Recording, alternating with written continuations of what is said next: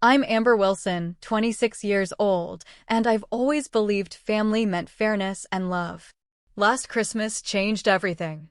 Standing in my parents' driveway, watching snowflakes settle on my sister Heather's brand new BMW, while my 12-year-old Honda sputtered in the background was a moment I'll never forget.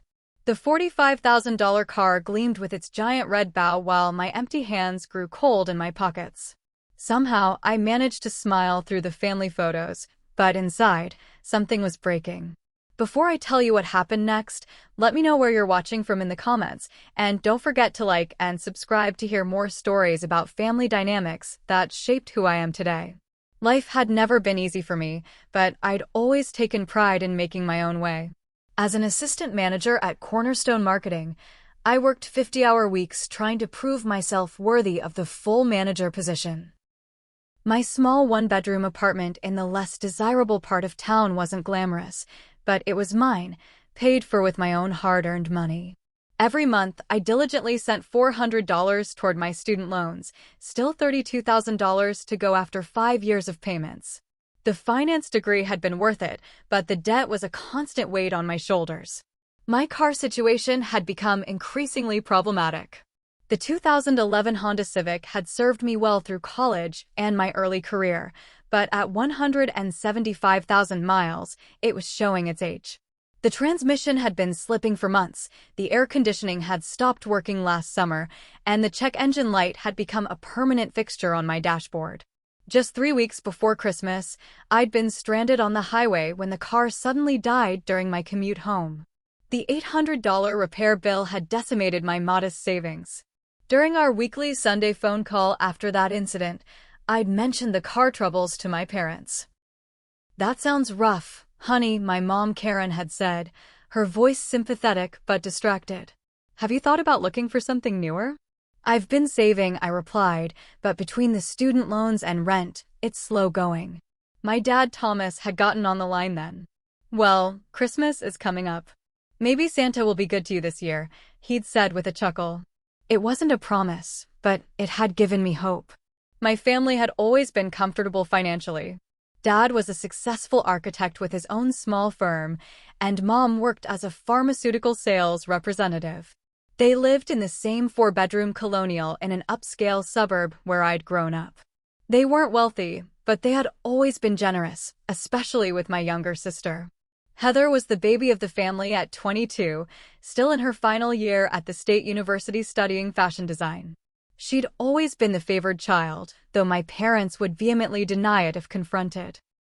It started in subtle ways. She got the bigger bedroom, her artwork dominated the refrigerator, and her activities always seemed to take precedence over mine on the family calendar. As we grew older, the disparity became more noticeable. When I turned 16, I received driving lessons and access to the family's old minivan. When Heather turned 16, she got a new Volkswagen Beetle. When I graduated high school with honors, I received a laptop for college. When Heather graduated with a B average, she got a laptop plus a trip to Paris for fashion inspiration. I never complained. I understood that circumstances change, and perhaps my parents were in a better financial position when Heather reached these milestones. The pattern continued through our adult years. Last Christmas, I had received a nice sweater and a $100 gift card to Amazon. Heather had received a diamond bracelet and a weekend spa package. Again, I said nothing. I was an adult with a career, while Heather was still a student. It made sense that they would support her more. But this year felt different. My car was literally falling apart. I had mentioned it repeatedly during our Thanksgiving visit, even showing Dad the mechanic's assessment of all the work that needed to be done. "This thing is on its last legs," he had agreed, peering under the hood. "Probably not worth putting much more money into it." "I know," I'd said, trying to sound casual. "I'm just not sure what to do. The used car market is so expensive right now." He had patted my shoulder. "Christmas is coming up. Let's see what happens." That conversation had replayed in my mind repeatedly as December progressed. Was he hinting at a substantial Christmas gift? Perhaps some help with a down payment on a reliable used car? I didn't expect a brand new vehicle. That would be excessive, but maybe some financial assistance toward solving my transportation problem. My best friend Julia had cautioned me against getting my hopes up when I called her the night before driving to my parents' house for the holidays. "Your parents have always favored Heather," she reminded me gently. "I just don't want you to be disappointed." "I know, but Dad practically hinted at it," I insisted. "And they know how badly I need a car. My Honda might not even make it through winter." "Just prepare yourself for anything," Julia advised. "And remember, you can call me anytime during the holidays if you need to vent." I'd packed up my car with presents and overnight bags, checking the oil and coolant levels before the tower drive to my parents' house.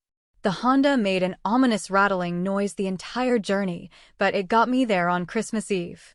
I pulled into the driveway behind my dad's Audi and my mom's Lexus SUV, feeling optimistic despite the visible rust spots and dented fender on my vehicle.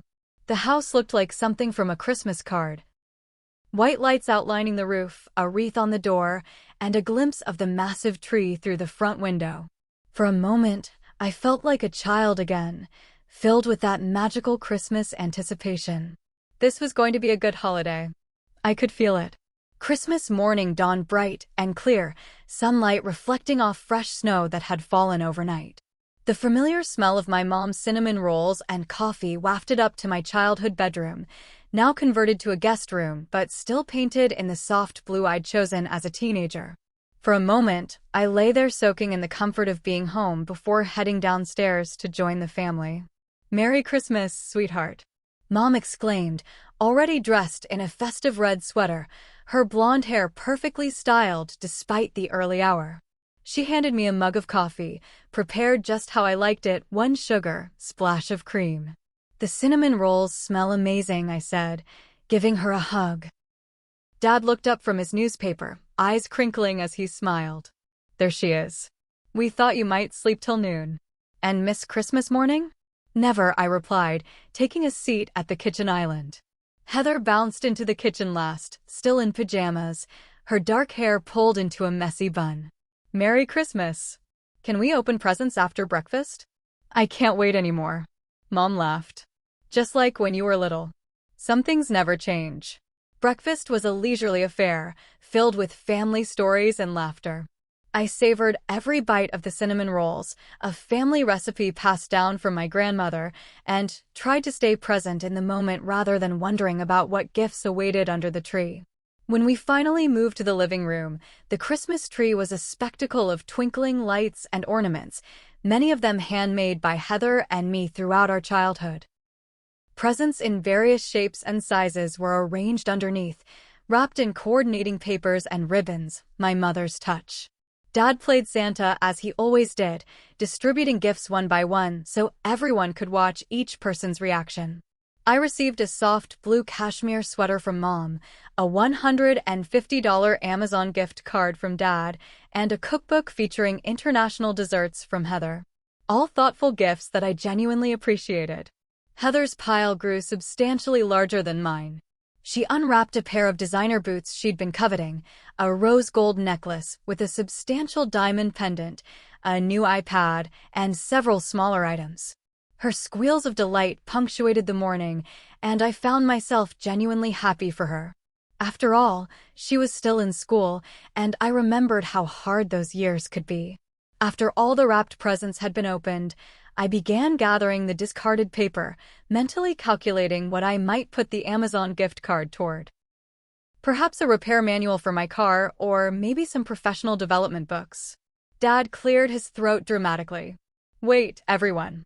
There's one more surprise." He exchanged a conspiratorial look with Mom. "This one is too big to wrap. We need to go outside for this one." My heart leaped. This was it, the moment I'd been anticipating. Dad's hint about Christmas and my car troubles had been leading to this. I tried to contain my excitement as we all bundled up in coats and boots. "What is it?" Heather asked, bouncing on her toes. "You'll see," Mom replied, her phone already out, presumably to record the reaction. We filed out the front door, and there in the driveway sat a brand new BMW 3 Series sedan, metallic blue with a massive red bow on the roof. It gleamed in the winter sunlight, not a scratch or smudge to be seen. I estimated it must have cost at least $45,000. For a moment, I stood frozen, waiting for someone to look at me, to say my name. But then Dad reached into his pocket and pulled out a key fob. "Heather," he announced with a broad smile, "Merry Christmas, sweetheart." My sister's scream of excitement pierced the cold air as she launched herself at Dad, nearly knocking him over with her enthusiastic hug. "Oh my God. Are you serious? It's mine? A BMW? I can't believe it!" The world seemed to slow down around me. I could hear my heartbeat in my ears as I watched Heather jump up and down, tears of joy streaming down her face. Mom was filming everything, directing Heather to stand next to her new car. Dad was pointing out features through the window: leather seats, navigation system, premium sound.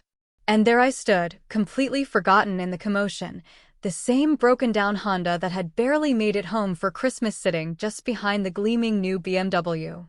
"This is the best Christmas ever," Heather exclaimed, opening the driver's door to sit inside. I managed to plaster a smile on my face, though it felt like my cheeks might crack from the effort. "Wow, that's amazing. Congratulations, Heather." No one seemed to notice the strain in my voice. Dad beamed with pride. "Isn't this great?" Heather needed a reliable car for campus and her internship interviews next semester. No more taking the bus. Mom turned to me, still filming. "Amber, go stand with your sister for a picture by the car." I complied, the smile still frozen on my face as I posed beside my ecstatic sister, who couldn't stop running her hands over the steering wheel. Through the viewfinder of her phone, my mother didn't notice my eyes weren't smiling. "We got a great deal," Dad was explaining to our elderly neighbor who had wandered over to see the commotion. "End-of-year clearance, plus I know the sales manager." The irony wasn't lost on me. My parents had spent enough on Heather's car to pay off most of my remaining student loans or to buy me a reliable used vehicle plus have money left over. And yet there I stood, with a cookbook and a gift card, my dying Honda forgotten at the edge of the driveway. "Take it for a spin, honey," Mom encouraged Heather, who didn't need to be told twice. She reversed carefully out of the driveway while the family watched proudly. "Aren't you going to go with her?" Dad asked me. "I think she's enjoying her moment," I replied, my voice carefully neutral. "I'll ride with her later." As we headed back inside, not a single family member mentioned my car situation or acknowledged the stark contrast between the gifts Heather and I had received. It was as if my transportation problems had never been discussed, as if my father had never hinted at Christmas bringing a solution. I retreated to the kitchen, volunteering to start preparing vegetables for the Christmas dinner, needing a moment alone to process my feelings. By 2 o'clock, the house was filled with extended family for Christmas dinner. Grandma Dorothy and Grandpa Frank arrived first, followed by Dad's sister Aunt Martha and her husband Uncle Dave with their teenage kids. Mom's brother Uncle Paul and his wife Aunt Stephanie completed the gathering. The new BMW was, predictably, the primary topic of conversation. Heather had taken nearly everyone for a ride around the block, proudly demonstrating the backup camera and Bluetooth capabilities. I busied myself in the kitchen, helping Mom with final dinner preparations while making small talk with relatives. "So how's work going?" Uncle Paul asked me as I arranged dinner rolls in a basket. "It's good," I replied. "I'm hoping for a promotion to full manager next year." "That's my ambitious niece," he said with approval. Always the career woman. Aunt Martha joined us, wine glass in hand. "Amber, I noticed you're still driving the Honda. Is it holding up okay?" Those older models can be so reliable. I froze momentarily, my hand hovering over the bread basket. "It's having some issues, actually. The transmission is going, and there are some engine problems." "Oh dear," she said, frowning. "That's expensive to fix. Are you looking at replacing it?" Before I could answer, Mom interjected from across the kitchen. "Dinner's ready. Everyone to the dining room, please." I caught Aunt Martha giving Mom a questioning look, but nothing more was said as we all moved to take our seats around the extended dining table. Dinner was a lavish affair: turkey, ham, mashed potatoes, 3 different vegetable sides, homemade rolls, and cranberry sauce. Dad carved the turkey while everyone chatted about holiday plans and caught up on family news. I participated in the conversation, laughed at Uncle Dave's corny jokes, and complimented Mom on the food, all while feeling increasingly disconnected from the celebration. "So Heather," Grandpa Frank said between bites, "that's quite a car your parents got you. You must have been a very good girl this year." He winked at her. Heather beamed. "I know. I still can't believe it. It's literally my dream car. It's important to have reliable transportation," Dad added. "Especially with Heather starting her internship at that fashion magazine downtown next semester." "What about you, Amber?" Grandma Dorothy asked quietly from beside me. "Did you get everything you wanted for Christmas?" I felt several pairs of eyes turn toward me. "The sweater from Mom is perfect for work, and I've been wanting this cookbook for a while," I answered diplomatically. Grandma Dorothy's eyes held mine for a moment too long. She had always been perceptive. "And the gift card will come in handy," I added quickly, breaking eye contact to reach for the gravy. The conversation moved on, but I noticed Grandma watching me throughout the meal, her expression thoughtful. After dinner, while most of the family moved to the living room for coffee and dessert, Grandma Dorothy found me loading the dishwasher in the kitchen. "Let me help you with that," she said, picking up a dish towel to dry the serving platters that wouldn't fit in the dishwasher. "Thanks, Grandma." We worked in companionable silence for a moment before she spoke again. "You know, it's okay to feel disappointed sometimes, especially when it seems like things aren't fair." I kept my eyes on the plate I was rinsing. "I don't know what you mean." Grandma made a soft humming sound. "I think you do. I may be old, but I'm not blind. That car out there cost more than my first house, and meanwhile, I heard you telling Martha about your car troubles." My throat tightened. "It's fine. Heather's still in school. She needs their support more than I do." "Is that what they told you?" Grandma asked, her voice gentle but direct. I didn't answer, focusing intently on scrubbing a pot that was already clean. Grandma put down her towel and placed a wrinkled hand on my arm.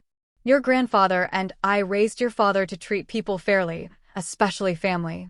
Sometimes I wonder if we succeeded." "Dad's a good father," I said automatically. "Yes, but good people can still make mistakes. Especially when they don't realize they're making them." She patted my hand. "Just remember your worth isn't measured by the gifts you receive or even by how your parents treat you." Before I could respond, Heather burst into the kitchen. "There you are, Amber. I was looking for you. Want to go for a drive in my new car? I'll let you pick the music." I plastered on another smile. "Maybe later. I'm helping Grandma with the dishes." "Suit yourself," Heather shrugged. "Dad and I are going to program all the radio stations." "That sound system is incredible." She grabbed a cookie from the counter and bounced back out. Grandma and I exchanged a look. "Does she even realize?" Grandma asked softly. "I don't think so," I replied. "And it's not her fault. She's just excited about her gift." As the evening progressed, the tension inside me continued to build. Every mention of the BMW, every excited conversation about its features, every plan Heather made for road trips with her friends felt like salt in a wound I hadn't realized was so deep. Around 8 o'clock, Heather cornered me on the couch. "Seriously, we should go for a drive. You're the only person who hasn't been in it yet." "I'm pretty tired, Heather." "Come on, it'll be fun. You can see how much smoother it is than your old junker." I stiffened. "My junker got me through college and has been reliable for years." Heather rolled her eyes. "Yeah, but now it's basically falling apart. You said yourself it barely made it here for Christmas." "Not everyone gets a brand new BMW handed to them," I said, my voice sharper than intended. Heather blinked, surprised by my tone. "What's that supposed to mean?" "Nothing," I backtracked, suddenly aware that several relatives were within earshot. "I'm just tired. It's been a long day." "Whatever," Heather replied, clearly offended. "I was just trying to include you." She walked away to join our cousins, throwing a hurt look over her shoulder. I immediately felt guilty. It wasn't her fault our parents had made these choices. But the guilt quickly gave way to more resentment as I heard her enthusiastically describing the car's 0 to 60 acceleration to our teenage cousin Dylan. By 10 o'clock, I excused myself to bed, claiming exhaustion from the festivities. In the privacy of my childhood bedroom, I finally let the tears fall. I called Julia, keeping my voice low. "It happened just like you warned me," I whispered, recounting the day's events. Oh, Amber, I'm so sorry, Julia said. That's incredibly hurtful. The worst part is that no one even acknowledged it. Dad specifically mentioned my car problems at Thanksgiving and hinted that Christmas might bring a solution. And then, nothing. Not even a mention. What are you going to do? I wiped my eyes. I don't know. Probably just get through the next few days and go home. What can I say? Thanks for the gift card, but why did my sister get a luxury vehicle? Maybe you should say exactly that, Julia suggested. They might not even realize how it looks. Trust me, they know. They just don't care, I said bitterly. I'm going to try to leave tomorrow instead of staying through the weekend. I can't take 2 more days of BMW worship. After hanging up, I set my alarm for early the next morning, planning to pack and leave before the family breakfast. As I lay in bed, staring at the glow-in-the-dark stars I had stuck to the ceiling as a child, I wondered what I had done to make my parents value me so much less than my sister. The question followed me into restless dreams. The alarm on my phone jolted me awake at 6:30 the next morning. The house was quiet as I slipped out of bed and began gathering my things, folding the new sweater carefully and placing it in my overnight bag along with the cookbook and gift card. I moved quietly, not wanting to wake anyone and face questions about my early departure. My plan was derailed when I entered the kitchen to find Mom already there, preparing coffee and reviewing a recipe book. "You're up early," she noted, looking surprised. "I thought you'd sleep in." "I'm planning a big breakfast casserole." "Actually," I said, setting my bag down, I was thinking of heading back to the city today. I have some work to catch up on before the office reopens. Mom frowned. "Today? But you said you'd stay through the weekend." "We were going to have our traditional day after Christmas shopping trip." "I know, but things have come up," I said vaguely. "Projects I need to finish." She studied my face, then glanced at my packed bag. "Is everything okay, Amber? You seem off." "I'm fine," I replied automatically. "Just tired." "Is this about Heather's car?" she asked abruptly. The directness of the question caught me off guard. "What?" "You've been quiet since we gave Heather the BMW. Are you upset about it?" The fact that she had noticed, but said nothing until now only fueled the resentment that had been building. Would it matter if I was? Mom sighed. "Honey, your sister is still in school. She needed reliable transportation for her internship. Your father and I discussed it and decided it was a good investment in her future." "And what about my future?" I asked, my voice still quiet but with an edge. "My car is literally falling apart. Dad knows that. He looked at it at Thanksgiving. You have a job, Amber. You're independent. We've always been proud of how self-sufficient you are. So I'm being punished for being responsible?" I couldn't keep the hurt from my voice. The kitchen door swung open, and Dad walked in, already dressed for the day. "What's going on?" I heard voices. "Amber's upset about Heather's car," Mom said before I could respond. Dad's expression hardened slightly. "Is that why you're sneaking out early? Because of the BMW?" "I'm not sneaking out," I defended. "And it's not just about the car. It's about—" I struggled to articulate years of feeling less valued. "It's about the disparity. The cookbook and gift card versus a $45,000 vehicle.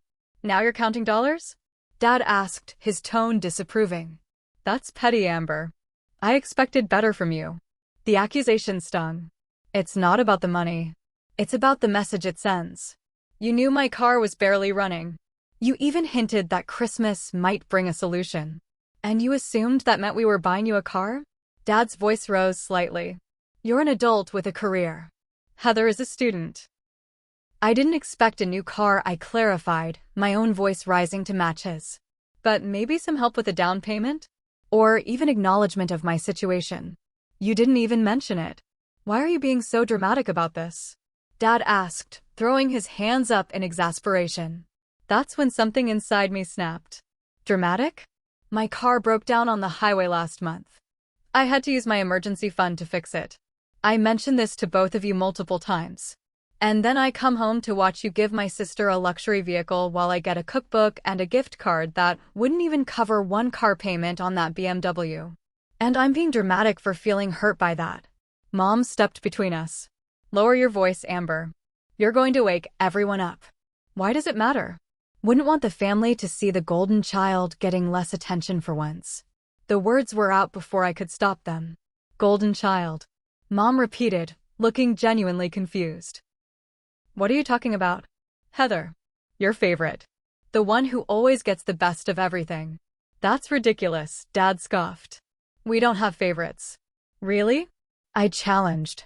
Bigger bedroom growing up. New Volkswagen at 16 while I got driving lessons and the old minivan. Trip to Paris for high school graduation. Diamond bracelet last Christmas. And now a BMW. Shall I continue? Those were different circumstances, Mom defended. And you never said anything about feeling this way before. Would it have made a difference if I had? I asked. Before either could answer, Heather appeared in the doorway, her expression a mixture of confusion and hurt. What's going on? Why is everyone yelling? Your sister is jealous of your new car, Dad said bluntly. I'm not jealous. I protested. I'm hurt by the inequality. There's a difference. Heather looked stricken. Do you want me to give it back or something? No, I sighed. It's not your fault, Heather. Then whose fault is it? Dad demanded. Ours, for giving our daughter a nice gift. It's about perspective, I tried to explain. You spent a year's worth of my salary on a car for Heather while knowing that my car is barely functional. Can you not see how that might feel hurtful? You're an adult, Dad repeated, his tone dismissive. Buy your own car. Thomas, Grandma Dorothy's voice came from the doorway, where she stood in her robe, obviously awakened by our raised voices. That's enough. Stay out of this, Mom, Dad said. No, I don't think I will, Grandma replied firmly. Not when you're being unnecessarily harsh. Mom put a hand on Dad's arm, then turned to me. Amber, we understand you're disappointed. But Heather needs our support more than you do right now. You have your career, your apartment. You're doing well on your own. So I'm being penalized for being independent? For working hard and supporting myself? I could feel tears threatening again, but forced them back. Do you know how much I struggle sometimes? My rent went up this year. I'm still paying off student loans. My car is literally dying, and I have no idea how I'm going to afford to replace it. The silence that followed told me these were things my parents had never considered. You never mentioned any of this, Dad finally said, his tone slightly less combative. Because I was trying to be the responsible adult you raised me to be, I replied. I didn't want to burden you with my problems. But that doesn't mean I don't have them. Heather had tears in her eyes now. I didn't know, Amber. I'm sorry. It's not your fault, I repeated, meaning it. I'm happy for you. Really. I needed to be seen too. The kitchen had grown crowded as other family members, awakened by the commotion, gathered in the doorway. Aunt Martha, Uncle Paul, my cousins, all watching the drama unfold with uncomfortable expressions. I think I should go, I said, reaching for my bag. I need some space. Don't be ridiculous, Dad said. It's the day after Christmas. Where are you going to go? Home, I replied simply. To my apartment. In that car? Dad asked skeptically. After everything you just said about it barely running? I'll manage, I said stiffly, heading for the door. I always do. I walked out to my Honda, throwing my bag onto the passenger seat before sliding behind the wheel. My hands shook as I inserted the key into the ignition and turned. The engine made a grinding noise, then nothing. I tried again. Click, click, click. Of course this would happen now, in front of the whole family, who had followed me onto the porch to watch my dramatic exit. I closed my eyes and rested my forehead against the steering wheel, humiliation complete. I sat there for what felt like an eternity, unable to face getting out of the car and admitting defeat. The cold seeped through my coat as I stared at the useless key in the ignition, tears finally spilling over. A gentle tap on the window startled me. I looked up to see Grandma Dorothy bundled in her coat, concern written across her face. Reluctantly, I opened the door. It won't start, I said unnecessarily. Grandma nodded. I guessed as much. Come back inside, dear. It's freezing out here. I can't go back in there right now. Then we'll sit out here until you're ready, she said, settling herself into the passenger seat with surprising agility for her age. Though I wouldn't mind if you turned on the car heater. The car is dead, Grandma, I reminded her, wiping my eyes. No heater. Uh, well, we'll just have to keep each other warm then, she said, patting my hand. Now, tell me what's really going on. This isn't just about a car, is it? Grandma Dorothy sat beside me in my dead car, seemingly unbothered by the cold or the awkwardness of the situation. Through the windshield, I could see my family had retreated inside, giving us privacy, or perhaps simply escaping the winter chill. I feel so stupid, I admitted, staring at my hands in my lap. Having a meltdown over Christmas gifts at my age. It's not about the gifts, Grandma said wisely. It's about feeling valued. Seen. I looked at her in surprise. Yes, exactly. She nodded. You know, your father was the oldest of three. I know, I said, unsure where she was going with this. What you might not know is that he often felt the way you do now. His brother got a car for graduation. Your father got a watch. His sister got a lavish Sweet 16 party. Your father's birthday was a small family dinner. I stared at her. Dad felt overlooked? Very much so, Grandma confirmed. Your grandfather and I thought we were doing the right thing. Thomas was so responsible, so capable. We believed he didn't need as much from us as his siblings did. She sighed. We were wrong, of course. Everyone needs to feel special, valued. Then how can he do the same thing to me? I asked, bewildered. Because sometimes we repeat patterns without realizing it, she explained. Your father probably doesn't even see the parallel. We sat in silence for a moment, watching our breath form small clouds in the cold car. What did Dad do about feeling overlooked? I finally asked. He moved out at 18 and barely spoke to us for 2 years, Grandma said matter-of-factly. It took a lot of honest conversations and some family therapy to repair the relationship. I don't want that to happen, I said quietly. Then don't let it, she replied. Break the pattern. Speak your truth without storming off, even when it's hard. Especially when it's hard. Our conversation was interrupted by a tow truck pulling into the driveway, its yellow lights flashing against the snow. Did you call a tow truck? I asked, confused. Your father did, Grandma said. While we've been talking. A young man in coveralls approached the car. Amber Wilson, he asked through my open door. That's me. I'm Brandon from Mike's Auto Service. Your dad called about a car that won't start. Yes, that's this one, I confirmed, getting out to give him access. Brandon assessed the situation quickly, checking under the hood and attempting to start the engine himself. Bad news, he said after a few minutes. Your alternator is shot, and there's a problem with the starter too. From what I can see, there are multiple issues that need addressing. How much would it cost to fix? I asked, dreading the answer. Brandon gave me a sympathetic look. For a car this age with these issues? Probably more than it's worth, honestly. Looking at $1,500 minimum, and that's just to get it running again. Doesn't address the transmission issues you mentioned or any other problems that might come up. Grandma Dorothy, who had joined us outside the car, spoke up. I'll pay for the repairs, Amber. No, Grandma, I said firmly. That's very generous, but no. I need to solve this myself. There's nothing wrong with accepting help, she pointed out. I know, I agreed. But in this case, I think I need to handle it on my own. It's not just about the car anymore. She studied my face, then nodded in understanding. That's your choice to make. I respect it. Brandon, the tow truck driver, had been discreetly adjusting his equipment during our exchange. So, where am I taking the vehicle? Back to the city with you, or to a local shop? I glanced back at the house, where I could see faces peeking through the windows. To Mike's Auto Service for an official assessment, please. I'll arrange transportation back to the city. As Brandon hooked up my car to the tow truck, Grandma put her arm around my shoulders. You're making a statement, aren't you? I guess I am, I admitted. I'm not going to blow up the relationship with my family. But I'm also not going to pretend everything is fine when it isn't. That's a mature decision, she approved. Setting boundaries doesn't mean cutting people off. It means teaching them how to treat you properly. The tow truck was ready to go. I hugged Grandma tightly. Thank you for understanding. I've had many more years than you to figure these things out, she said with a small smile. Now, are you coming back inside to talk to your parents, or would you like me to drive you somewhere? I looked at the house again, considering my options. I think I need a little more time. Is there a coffee shop in town where I could sit for a while? I'll do one better, Grandma said. I'll drive you to Mike's auto service.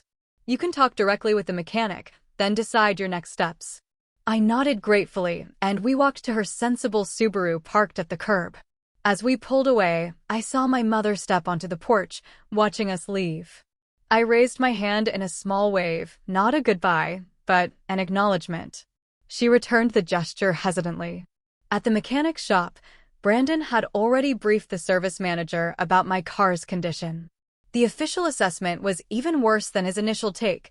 The Honda needed extensive repairs that would cost nearly $2,800. The transmission is going, the mechanic explained. And there are engine issues that will only get worse. Plus, the electrical system is showing its age. Honestly, with a vehicle this old and with this many miles, you're better off looking for a replacement. I thanked him for his honesty and stepped outside to call Julia. I need a favor, I said when she answered. Can you pick me up from my parents' town? I'm stranded. Your car died, she asked. What happened with your family? It's a long story, I sighed. One I'd rather tell you in person. Text me the address, Julia said without hesitation. I'll be there in 2 hours. After hanging up, I turned to Grandma. My friend is coming to get me. You don't have to wait. I don't mind, she insisted. Let's get some lunch while you wait. There's a decent diner across the street. Over sandwiches and coffee, I filled Grandma in on more details about my financial situation, the student loans, the rising rent, the stagnant salary that barely kept pace with inflation. Have you considered looking for a better-paying position? She asked. I've been at Cornerstone for 3 years, I explained. I'm due for a promotion soon, which would come with a significant raise. If I leave now, I'd be starting over somewhere else. Sometimes starting over isn't a bad thing, Grandma observed. But I understand wanting to see things through. She reached into her purse and pulled out a checkbook. I want you to have this, she said, writing out a check and sliding it across the table. I looked down at the amount, $5,000, and shook my head. Grandma, I can't accept this. You can and you will, she said firmly. Consider it compensation for all the birthdays and Christmases where things weren't equal. Or consider it a loan if that makes you feel better. But take it. I hesitated, my pride warring with practicality. I'll pay you back, I finally said, accepting the check. With interest. We'll discuss terms later, she said with a smile. Now, tell me about this promotion you're working toward. By the time Julia arrived in her reliable Toyota, Grandma and I had spent nearly 2 hours talking, not just about my career and finances, but about her life, her marriage to Grandpa Frank, and the wisdom she had accumulated over her 78 years. As we said goodbye in the parking lot, she held me close. Remember, standing up for yourself isn't selfish. It's necessary. Thank you for everything today, I said, fighting tears again. That's what grandmothers are for, she replied. Now, call me when you get home safely. And let me know what you decide about your car situation. As Julia and I drove away, I looked back to see Grandma standing tall despite her years, raising her hand in farewell. Something had shifted inside me. The hurt was still there, but alongside it was a new determination. It was time to take control of my life in ways I had been postponing. So, Julia said once we were on the highway, "Are you going to tell me what happened with the family Christmas?" I took a deep breath and began to explain, feeling lighter with each mile that passed between me and my parents' house. By the time we reached my apartment, I had a plan forming. Not just for addressing my car situation, but for the larger issues in my life as well. 2 weeks after the Christmas debacle, I sat at my small kitchen table surrounded by spreadsheets, calculator in hand. My laptop displayed my bank account balance, which now included Grandma Dorothy's generous $5,000, money I was determined to use wisely. I had created multiple budget scenarios, one focusing on paying down my student loans more aggressively, another prioritizing a car purchase, and a third that balanced both needs. After careful consideration, I had decided on the third option, using $4,000 as a down payment on a reliable used car and putting the remaining $1,000 toward my highest interest student loan. The past 2 weeks had been a period of intense reflection. I had received several text messages from my mother, mostly surface-level check-ins that carefully avoided any mention of the Christmas morning argument. Dad had called once, leaving a voicemail that sounded more annoyed than concerned. Heather had texted several times, her messages a mixture of apologies and attempts at normal sisterly conversation. I had responded politely to all of them but maintained emotional distance as I sorted through my feelings and priorities.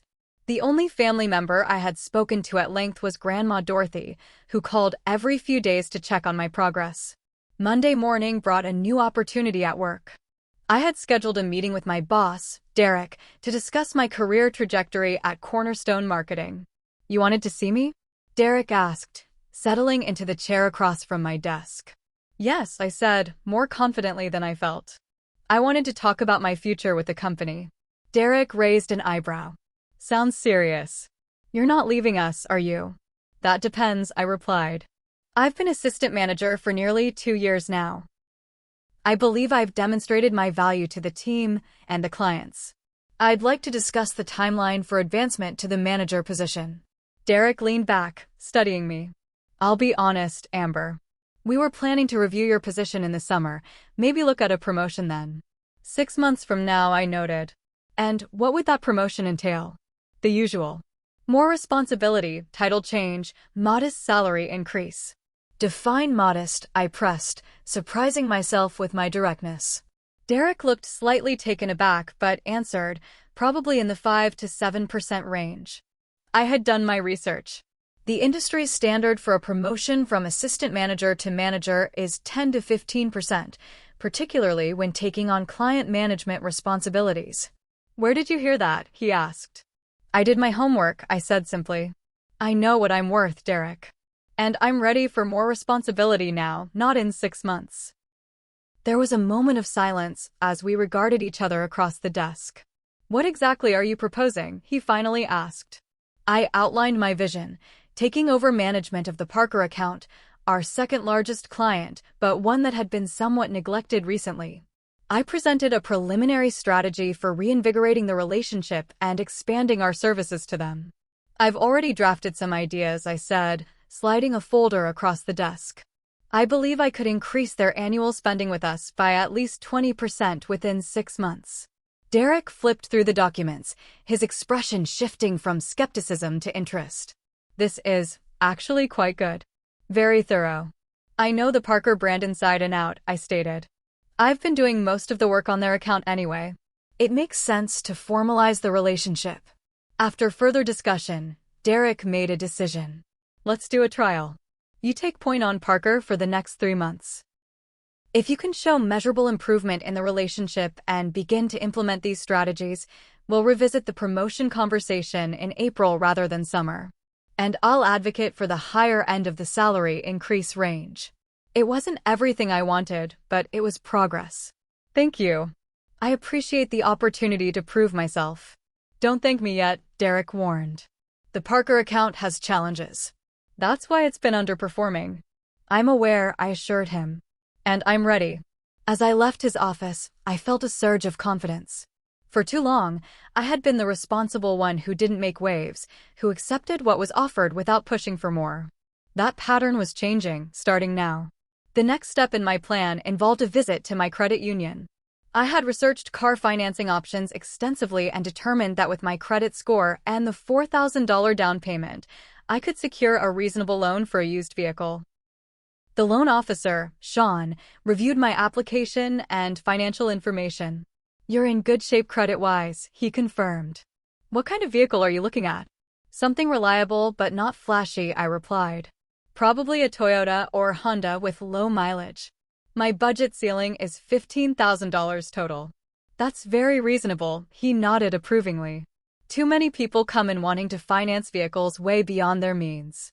"I need transportation, not a status symbol," I said, thinking of Heather's BMW. After completing the paperwork for pre-approval, I felt another piece of my plan falling into place. The loan terms were manageable within my budget, especially if the Parker account led to my promotion. That evening, I had my first therapy session with Dr. Miller, a counselor I had found through my company's employee assistance program. It had taken courage to make the appointment, but I recognized that my issues with my family had deeper roots that needed addressing. "So, what brings you here today?" Dr. Miller asked after we had gone through the initial intake process. I hesitated, then decided to be completely honest. I recently had a blow-up with my family over what might seem like a trivial issue, Christmas gifts. But it exposed a lifetime of feeling less valued than my younger sister. Dr. Miller nodded encouragingly. Often, what appears trivial on the surface has much deeper significance. Over the next hour, I described the Christmas morning scene, the history of disparate treatment, and my conflicted feelings about asserting my needs versus maintaining family harmony. "It sounds like you've spent much of your life seeking validation from your parents," Dr. Miller observed. "Working hard, being responsible, not making waves, all in hopes that they would finally see and appreciate you." The accuracy of her assessment brought unexpected tears to my eyes. Yes, and no matter what I achieve, it's never quite enough. "What if," she suggested gently, "you stopped seeking their validation altogether? What if you decided that your worth isn't determined by their recognition of it?" The question hung in the air between us, both terrifying and liberating. "I'm not sure I know how to do that," I admitted. "That's what we'll work on," she assured me. "It's a process, not an overnight change." As I left the therapy session, my phone buzzed with a text from Mom, just checking in. "Hope all is well. Love you." The old me would have immediately responded with reassurances that everything was fine. Instead, I put the phone back in my pocket. I would respond later when I had processed my feelings about the contact. The following weekend, I found myself at a used car dealership, accompanied by Julia for moral support and an extra set of eyes. "What about this one?" Julia pointed to a red Toyota Corolla. "It's within your budget and has relatively low mileage." We examined the vehicle, and I arranged for a test drive. Behind the wheel, I felt a sense of ownership and independence that had nothing to do with the modest car itself and everything to do with the fact that I was making this decision on my own terms. The negotiation process was intimidating but empowering. I had researched the fair market value and stood firm when the salesperson tried to upsell me on features I didn't need or want. "I understand you have a business to run," I said calmly when he seemed frustrated by my unwillingness to budge. "But I know exactly what this vehicle is worth, and that's what I'm prepared to pay." In the end, I drove off the lot in a 3-year-old Toyota with 42,000 miles, having negotiated a price $800 below their initial offer.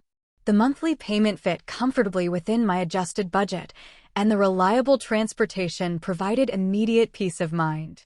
"You should see your face right now," Julia commented as we stopped for coffee to celebrate.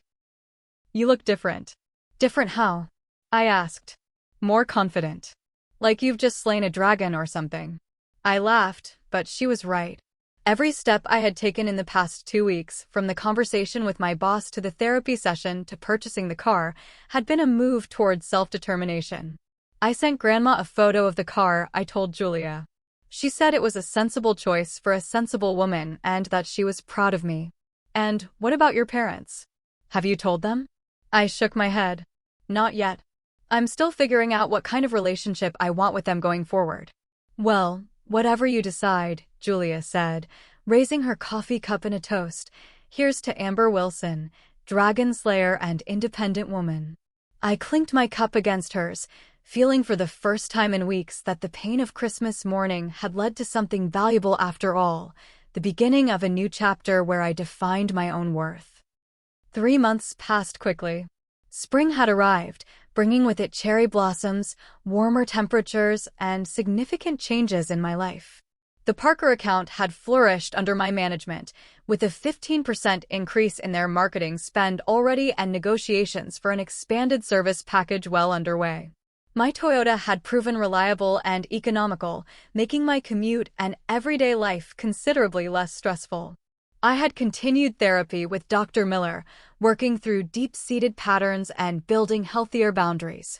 My apartment, while still modest, now featured small improvements that reflected my growing sense of self-worth, new curtains that brightened the living room, a comfortable reading chair I'd found at a vintage store, and several thriving plants that gave the space life.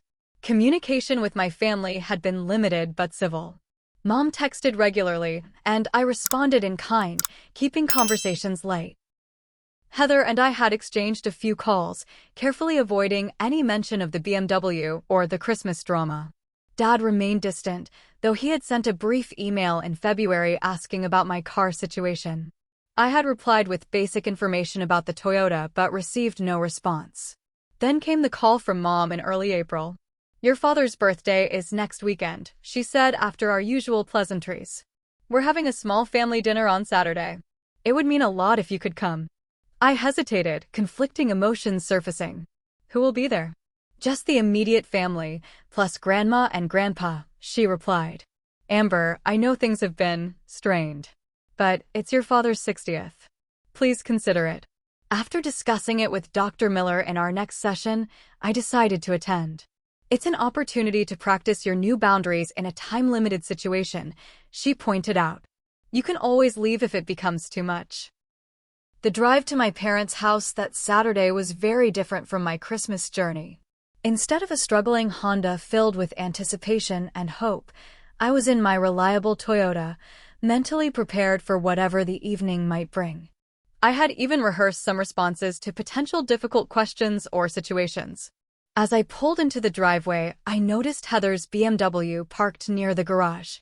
The sight no longer provoked the pain it once had. It was just my sister's car now, not a symbol of parental preference. Mom answered the door, enveloping me in a tentative hug. "You look wonderful," she said, stepping back to examine me. "There's something different about you." "Thanks," I replied simply. "Happy birthday, Dad," I added, turning to my father who stood a few feet behind her. His expression was difficult to read, a mixture of his usual stoicism with something that might have been regret. "Thank you for coming, Amber." The early part of the evening passed in a dance of polite conversation and careful avoidance of sensitive topics. Grandma Dorothy, bless her, provided much of the social glue, telling stories about Dad's childhood that had us all laughing despite the underlying tension. After dinner, as Mom brought out the birthday cake, Heather nudged me. "Is that a new sweater? It looks really good on you." "Thanks," I smiled. I treated myself after my promotion came through. "Promotion?" Dad looked up from the head of the table. "You didn't mention that." "It just happened last week," I explained. "I'm now the account manager for our second largest client. Comes with a nice raise and more responsibility." "That's wonderful, dear," Mom exclaimed. "We should toast to that too." As everyone raised their glasses, I caught Grandma giving me an approving nod. She had been my confidant throughout the past months, always supportive but never intrusive. After cake and coffee, I found myself alone in the kitchen with Dad as I helped clean up. "Your mother tells me you bought a Toyota," he said, breaking the awkward silence between us. "Yes. It's been great, reliable, good gas mileage." He nodded, running water into the sink. "Sensible choice." I waited, sensing he had more to say. "Amber," he finally continued, his eyes fixed on the dishes he was rinsing, "your mother and I have been talking about Christmas." "Dad, we don't have to." "No, let me finish," he interrupted. "We didn't handle things well. We didn't see how our actions would affect you." The admission surprised me. "Thank you for saying that." He turned off the water and faced me directly. "I'm not good at this, acknowledging mistakes. But I am sorry." "I appreciate that," I said carefully. "I reacted strongly too." "You had reason to," he conceded. "My mother, your grandmother, helped me see that." She reminded me of some things from my own childhood that I'd forgotten. I thought of what Grandma had told me about Dad feeling overlooked by his parents. She mentioned something about that to me too. Dad looked surprised. "She did?" I nodded. "She's very wise." "That she is," he agreed. "Look, I can't promise we'll always get everything right. But I want you to know that your mother and I are proud of you. Sometimes we take your strength and independence for granted." The words I had longed to hear for so long now washed over me with less impact than I would have expected. They were welcome, certainly, but my sense of self no longer hinged on his approval. "Thank you," I said sincerely. "That means a lot." As we rejoined the others in the living room, I noticed Heather watching me with an uncertain expression. When Dad became engaged in conversation with Grandpa, She moved to sit beside me on the couch. "Can we talk?" she asked quietly. "Maybe outside?" We slipped out to the back porch, the spring evening mild and fragrant with blooming flowers. "I wanted to apologize," Heather began. "I was oblivious at Christmas. I got so caught up in my excitement that I didn't think about your situation at all." "It's okay," I assured her. "It wasn't your fault." "Still," she insisted, "I should have been more aware." "And after you left, Grandma really let Mom and Dad have it.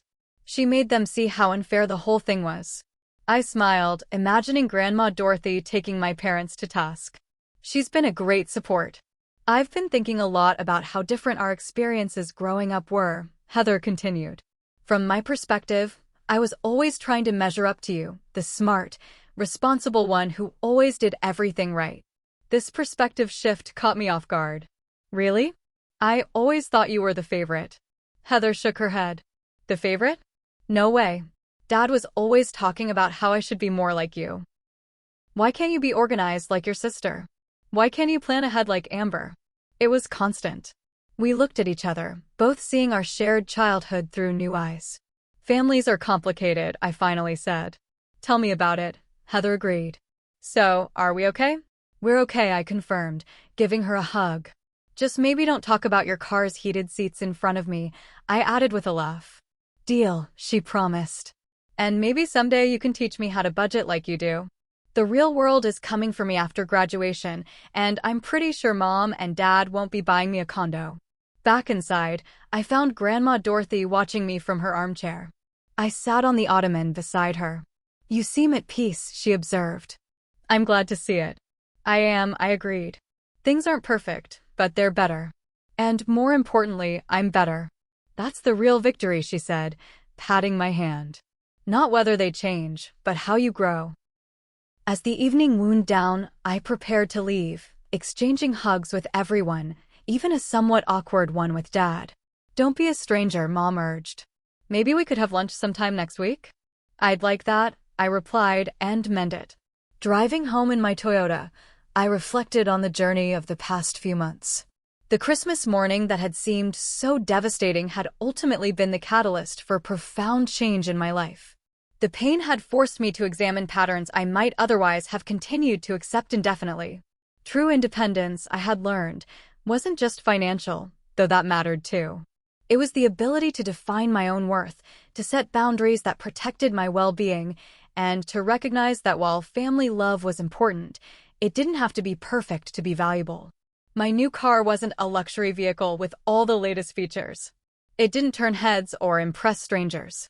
But it was mine, chosen and purchased through my own efforts. It represented a new chapter where my decisions, my achievements, and my happiness were determined by my own standards, not anyone else's. Sometimes, it turns out, getting nothing can lead to gaining everything that truly matters. Have you ever experienced a situation where apparent disappointment led to unexpected growth? I'd love to hear your stories in the comments below. And if this journey resonated with you, please like this video and subscribe to hear more authentic stories about family, independence, and personal growth. Thank you for sharing this path with me, and remember, your worth is defined by you, not by the gifts you receive or even the opinions of those you love. Take care of yourselves, and I'll see you in the next video.